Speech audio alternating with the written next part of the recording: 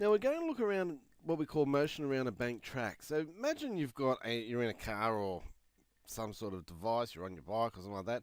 You're going around a bend, and you know that there's only a certain uh, speed that you can go going around that bend. Otherwise, you're going to start falling, or basically you fall off. You either skid away, or it starts to slip, or you get something happen. So you get a certain speed that's can happen, and so you can also only put a certain acceleration on. So for any fixed radius, the speed of the car was limited. So the speed of anything going around a bend is limited, but that can be start to overcome if you start to bank that surface. So you got that limitation can be partly overcome because of the horizontal component of the normal reaction. So that's what we're looking at. By banking the track, you start to overcome that situation. So what are we talking about? Like any track that you've got has a certain design speed.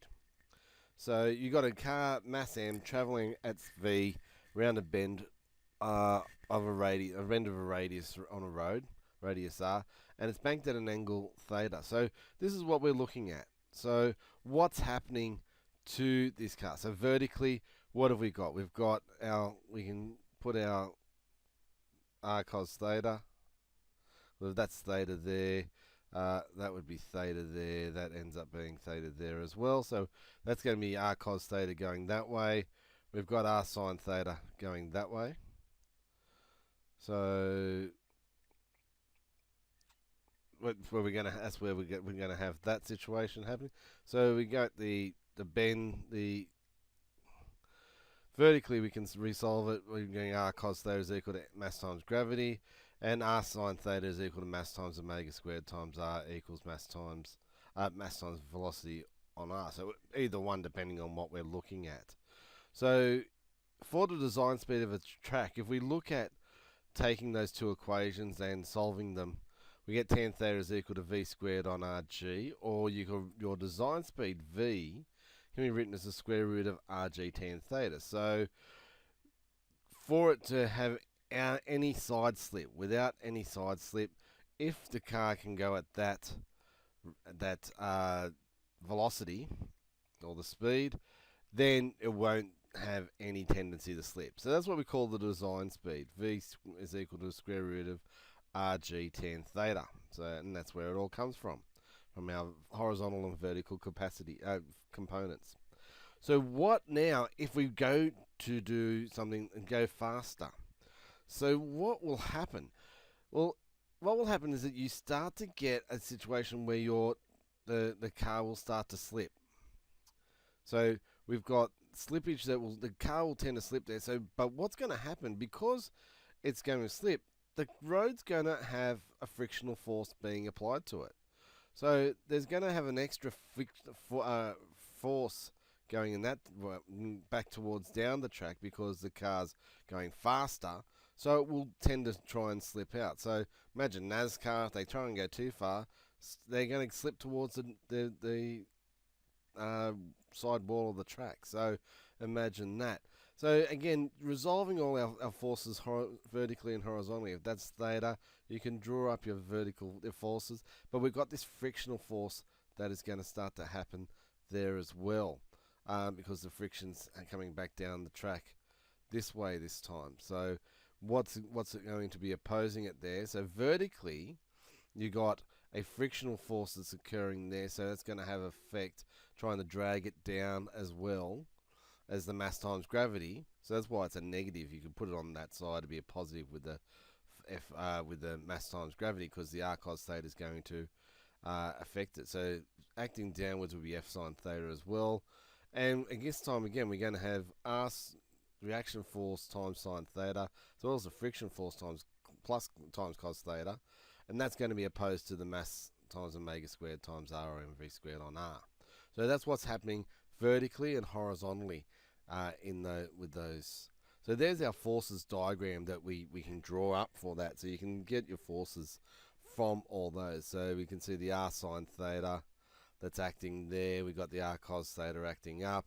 the friction times sine theta acting downwards as well as the mass times gravity, and the friction times cos theta acting towards the center, as well as the r cos theta acting away there. So sorry, that was acting up. So you can, that's where we get that resolution.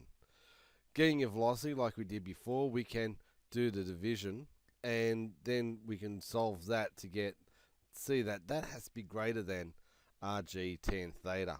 So by banking the track there, the car can then start to travel because the friction and normal reaction contribute to the central force. So basically, if they get the angle right, you can start to travel faster around that bank track.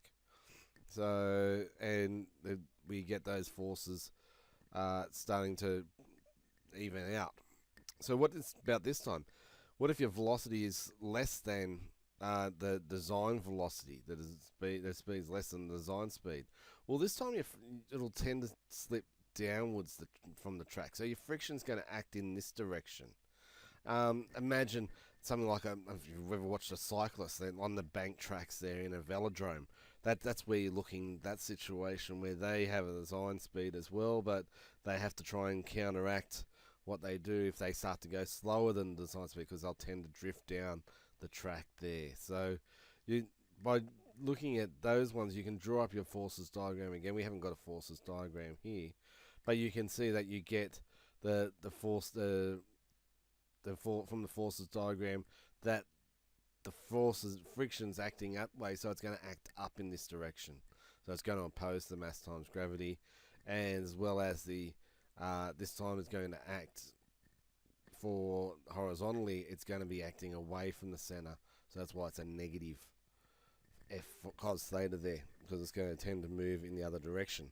So again, you can solve those, and you'll get your values there for when the v is greater than v. But what we're basically doing is getting our forces diagram and being able to solve them horizontally and vertically again, and being able to find what we need, what the reaction force or the friction force or the value of theta, or the radius or the velocity or the angular velocity there as well. So we can start to solve once we start to resolve all the forces, and that's what we'll do in the next few videos with these with motion around a bank track.